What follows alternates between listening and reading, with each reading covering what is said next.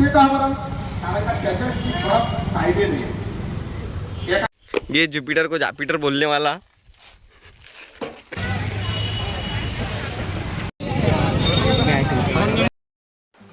तो हाँ जी, अस्सलाम वालेकुम सबको. तो आज का व्लॉग मतलब यहाँ पे था कि अपना चांदर में जो था वो सीजेपी का प्रोटेस्ट था. तो अभी अपन वहाँ पर चलते हैं और पहले मतलब दोस्तों को फ़ोन वगैरह लगाते हो और अपन उनके साथ निकलते. तो बने रहे वीडियो में, आगे बहुत बड़ा वीडियो होने वाला है और क्या क्या होगा मैं तुम्हारे को दिखाते जाऊँगा. तो बने रहो तुम वीडियो के.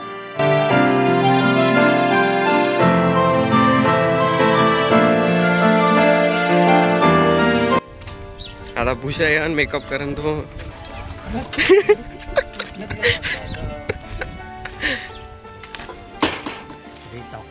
एवढा लेट उतर. ये जुपिटर को जापिटर बोलने वाला.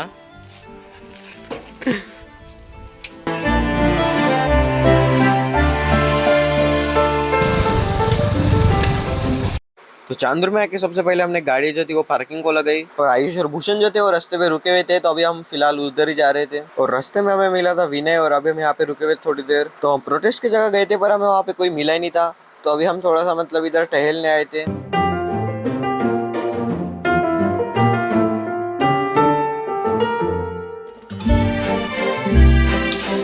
तो दोस्तों आंदोलन को थोड़ा सा टाइम है शायद. अभी मतलब ऐसे इधर थोड़ा साइड आए थे हम. अभी जा रहे इधर रास्ते से, विरोध रास्ते से.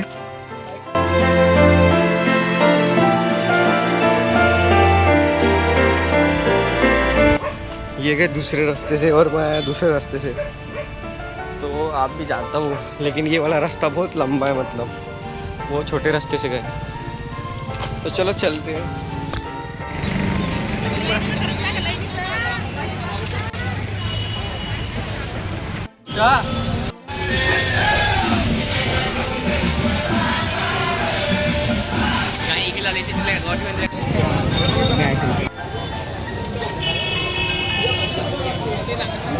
तेव्हा हा भाषणबाजीचा कार्यक्रम नाही ना, कोणत्या पक्षाच्या पार्टीच्या प्रचाराचा कार्यक्रम नाही.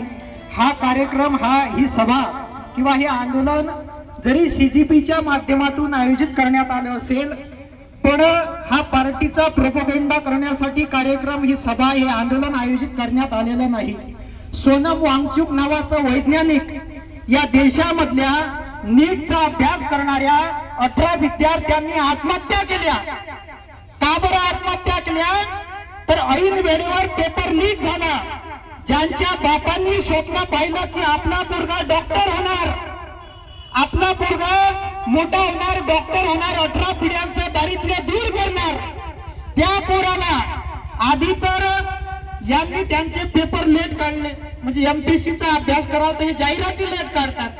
पोरांना सेंटर देतात अबुधाबी, पटवाऱ्याचं सेंटर उत्तर कोरिया, चीनचं सेंटर आलं होतं का पोराला. मसला ये नहीं है, मसला ये नहीं है कि आवाज किसने उठाई, मसला ये नहीं है कि पागल आवाज किसने उठाई. सवाल ये पैदा होता है कि पागल के हाथ में तीसरी बार माचिस किसने दी. मी आधीच सांगितलं मी काही राजकीय फोपटबाजी करायला आलो नाही. आणि हे जे विद्यार्थी आले आहे हे विद्यार्थी अदानीचे अंबानीचे औलाद नाही आहे. तुम्हाला पैसे देऊन आणलं का? तुम्हाला 100 रुपये 500 रुपये देऊन आणलं का की या बा तुम्हाला पैसे देतो? हे ट्युशनच्या क्लासेसचे विद्यार्थी आहे, ही शेतकऱ्याचे विद्यार्थी आहे साहेब. जे जे लोक रस्त्यावरून जात असेल त्यांना दिसत असेल की असा एक मंडप टाकला आहे, इथं काहीतरी बोलणं सुरू आहे. पण हे बोलणं तुमच्या पोरांच्या हक्कासाठी आहे. आधी महाराष्ट्राच्या मुख्यमंत्र्यानं आमच्या बापाले कर्जमाफीसाठी आंदोलन करायला लावलं. नंतर महाराष्ट्रामध्ये मुलींवर बलात्कार झाले, आमच्या मायने आंदोलन करायला लावलं. आणि आता टीईटीचा पेपर घोटाळा केला, पेपर लीक केला. आता विद्यार्थ्यांना त्यांच्या पोरांना टीईटीच्या पेपर घोटाळ्याचं आंदोलन, म्हणजे सगळेच कामी लावली आहे ना. आणि हे म्हणजे पहिले मतपेट्या फोडण्याच्या मागे लागले. पहिले मतपेट्या फोडल्या, नंतर येणं पक्ष फोडले, नंतर आमदार फोडले.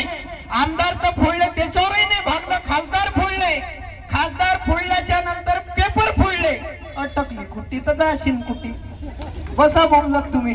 आपण जातो पक्षाचे झेंडे घेऊन, हा पक्षाचा नेता चांगला आहे, तो पक्षाचा नेता चांगला आहे.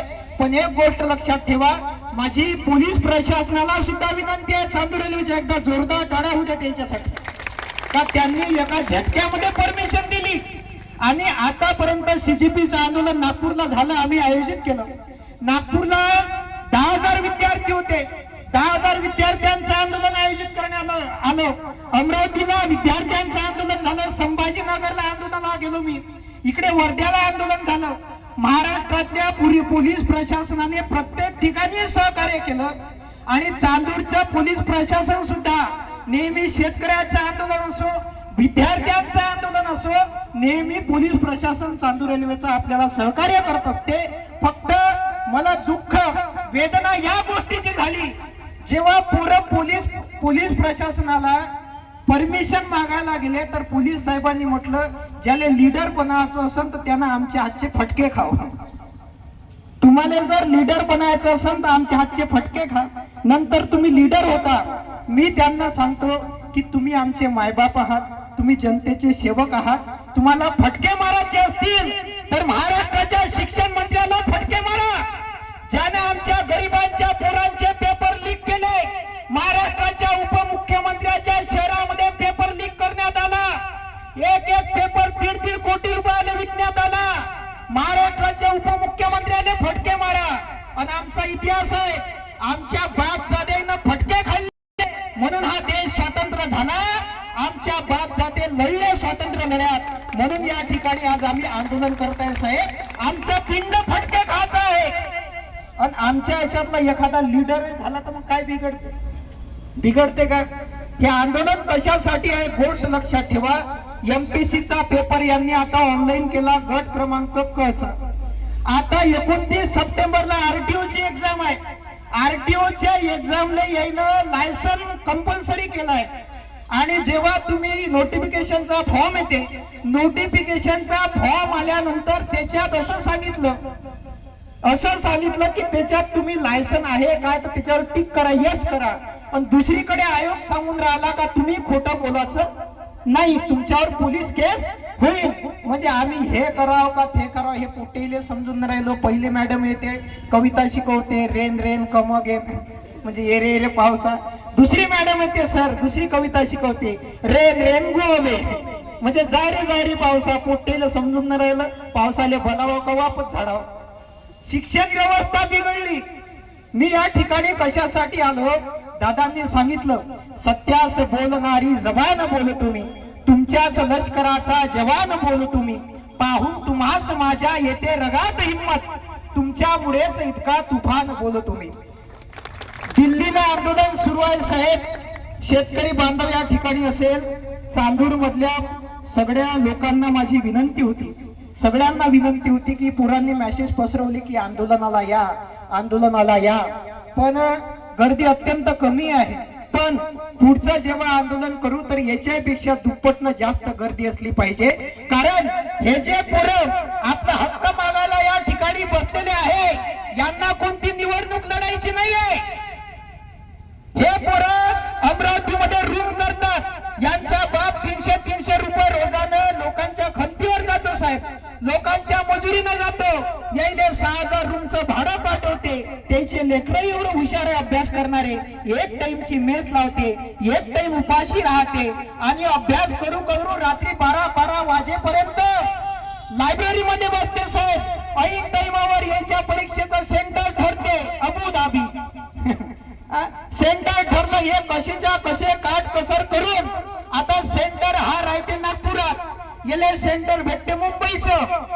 आता ती सेंटर पर्यंत झाली, याच्याजवळ पैसे नाही म्हणून याचा बाप काढते 2,000चं कर्ज की माझ्या पोराला सेंटर पर्यंत जायसाठी परीक्षेची फी वाढवलीच. सेंटर पर्यंत जायसाठी जो काही तिकीटचा खर्च येईल तो तिकीटचा भाग पाहिजे 2,000 रुपये. पोराले मुंबई रिक्षा घ्याले, पोरगा 2,000 रुपये खर्च करते तिकीट मध्ये, मुंबईमध्ये पेपर द्यायला जाते, मुंबईच्या रेल्वे स्टेशनवर झोपते. मुंबईच्या रेल्वे स्टेशनवर झोपल्यानंतर अचानक पोटेले माहित पडते 10 वाजताचा पेपर लीक झाला, पेपर कॅन्सल झाला.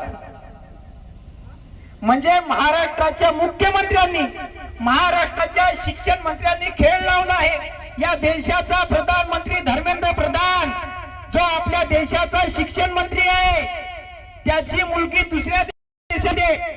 या देशाच्या प्रधानमंत्र्याजवळ स्वतःची डिग्री नाही आहे. हो, तो बिना डिग्रीनच प्रधानमंत्री झाला. एक गोष्ट लक्षात ठेवा, ज्या जो माणूस शिकलेला नसेल त्याला गाडीचं लायसन भेटत नाही. पण म्हणजे गाडी चालवण्यासाठी तुम्हाला लायसन लागते, पण देश चालवण्यासाठी जर डिग्री नसेल एखाद्या प्रधानमंत्र्याजवळ, किती बेकार परिस्थिती आहे. यदा यदा ही मोदीश्य मंदी भवती भारत अभ्युत्थानम अंधभक्तस्य बेरोजगारी युगे युगे. एवढी बेकार परिस्थिती झाली. आणि आम्ही आंदोलन करायला उतरलो. बाबासाहेबांचा जर फोटो लावला साहेब, आता या आंदोलनामध्ये तुम्ही बाबासाहेबांचा फोटो लावला, शिवाजी महाराजांचा फोटो लावला, भगतसिंगाचा फोटो लावला, तर महाराष्ट्राचे मुख्यमंत्री म्हणते, देशाचा शिक्षण मंत्री म्हणतो की हे जे पोरं आहे आंदोलन करणारे पेपर फुटीच्या विरोधात, एमपीसीच्या विरोधात आवाज उठवणारे हे जे विद्यार्थी आहे, हे अराजक आहे, हे आतंकवादी आहे, हे नक्षलवादी आहे. मी नाही म्हणत, या महाराष्ट्राचे, या देशाचे शिक्षण मंत्री म्हणतात, महाराष्ट्राचे मुख्यमंत्री म्हणतात हे अराजक आहे. म्हणजे त्या जस्टिसनं, ज्या सुप्रीम कोर्टाच्या जजनं, म्हणजे सुप्रीम कोर्टाच्या जजनं म्हटलं की बेरोजगारीचा प्रश्न विचारणारे, पेपर लीकच्या विरोधात आवाज उठवणारे पोरं कॉक्रोच आहे म्हणे. काय म्हणे? कॉक्रोच. म्हणजे शिक्षणावर आवाज उठवणारे पोरं कॉक्रोच, म्हणजे झुरड. काका कॉक्रोच नसून समजा तर झुरड म्हणते आपल्या इकडे त्याला. म्हणजे ते मला काही जमत नाही, मला तुला घाल कुत्र्याला. आपला ते वराडातलाच मॉडेल आहे. महाराष्ट्राचे मुख्यमंत्री म्हणे की हे जे पोरं आहे हे अराजक आहे, जे बाबासाहेबांचा फोटो हातामध्ये घेतात ते अराजक आहे. आणि आम्हाला कॉक्रोच म्हणणारा या देशाचा सुप्रीम कोर्टाचा जज हा देशभक्त आहे. म्हणजे आमची म्हैस वांझोटी आहे आणि याचा हल्या का पण आहे. म्हणजे यायचे मंत्री चांगले, याईनं पक्ष फोडून बोलावले ते चांगले आहे, याच्याजवळ डिग्र्या नाही, प्रधानमंत्री बनला चांगला है. चाय वाले बाबू को चाय लेके डूबेगी, अगर चाय से बचेंगे तो गाय लेके डूबेगी. नोटबंदी जीएसटी से भी बच जाए, पर हम पेपर लीक करने वाले इन सभी भ्रष्टाचारों के खिलाफ हम सभी के माओ की हाय लेके डूबेगी. याद रखना. जी लोक म्हणतात की हे पोरं अराजक आहे, या पोरांनी आवाज उठू नये, हे पोरं आतंकवादी आहे, हात जोडून विनंती आहे. काका मी तर इंजिनियर आहे, आता तुम्ही म्हणाल हा इंजिनियर आहे तर तू इथे कशाला आला बा. हे जे लेकरं बसले आहे त्या माझ्या बहिणी आहे, एमपीसीचा अभ्यास करणारा आमचे सागर दादा तंबाके इथं पडसखेडचे, हे आयोजनात आहे. आमचे सागर दादा दुर्योधन आहे, साधा माणूस नाही. देशाच्या पातळीवर तो माणूस नाव गाजवलं त्यानं पोरांचा हक्क उठवताना. आणि हे पोरं साधारण शेतकऱ्याची पोरं आहे. हे अदानी अंबानीची औलाद नाही आहे. यांनी या ठिकाणी आंदोलनाचं आयोजन केलं, यायला काही निवडणुका लढायच्या नाही साहेब.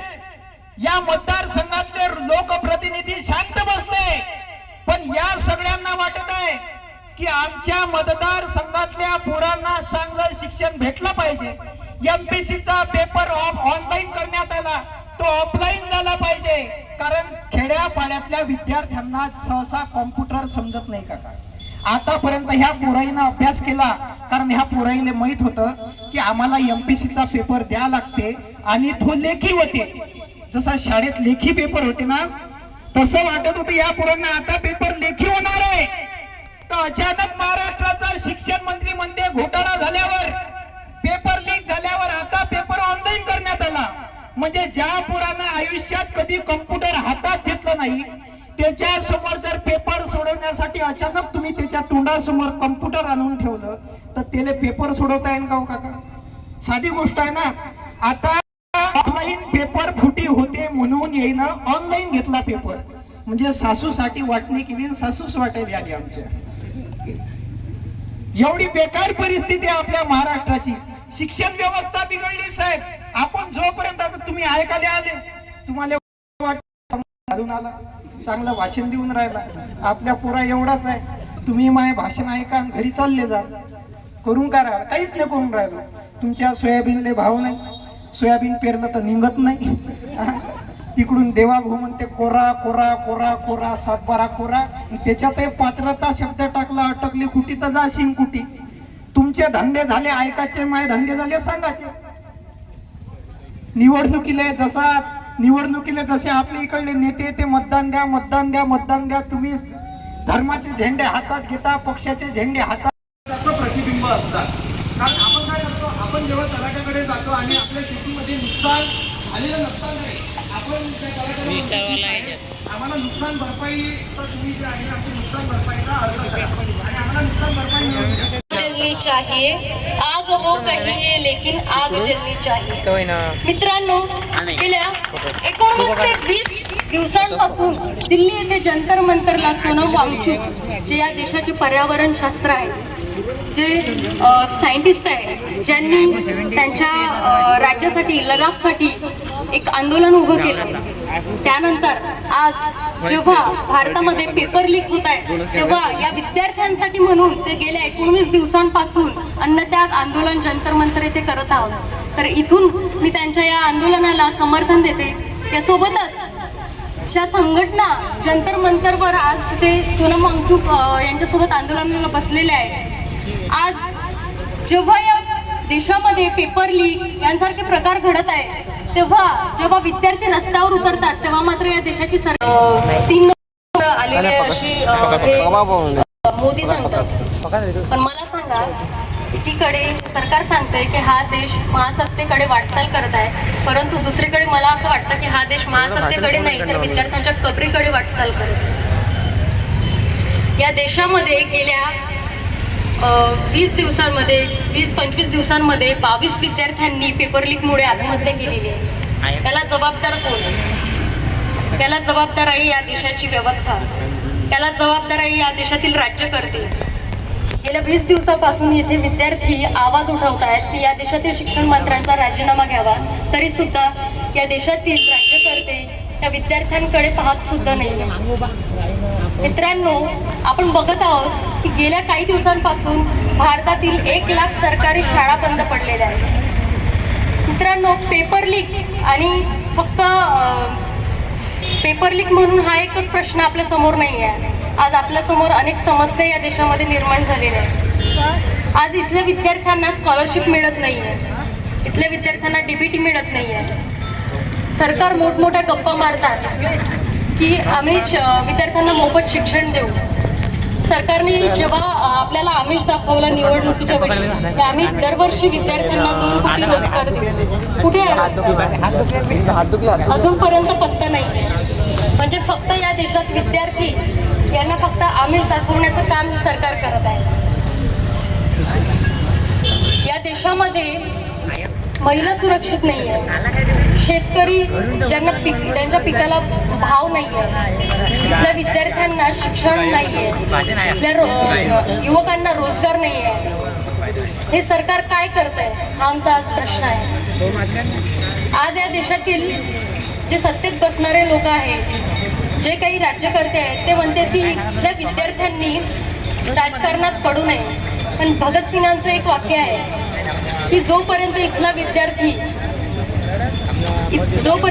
विद्यार्थी हा राजकारणात पडणार नाही, तोपर्यंत या देशात परिवर्तन होणार नाही. शहीद भगतसिंग म्हणतात, अगर किसी देश की सरकार उस देश की जनता को उनकी न्याय और उनके अधिकारों से वंचित रखती है, तो उस देश की जनता का अधिकार ही नहीं बल्कि हक है कि ऐसी सरकार को उखाड़ दे या कारण का त्याच्याची ठळक कायदे नाही.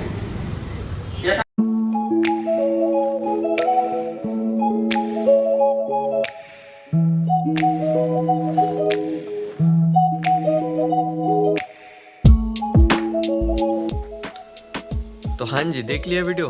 तो ये वीडियो अपन यहीं पर एंड करते हैं, मिलते हैं नेक्स्ट वीडियो में. और अपने लॉन्ग शायद 52 वीडियोस कंप्लीट हो चुकी है. अभी और मैं डालूँगा, अपने वीडियो डालना कभी रुकेंगे नहीं. तो फिर मिलते हैं नेक्स्ट वीडियो में. Thanks for watching.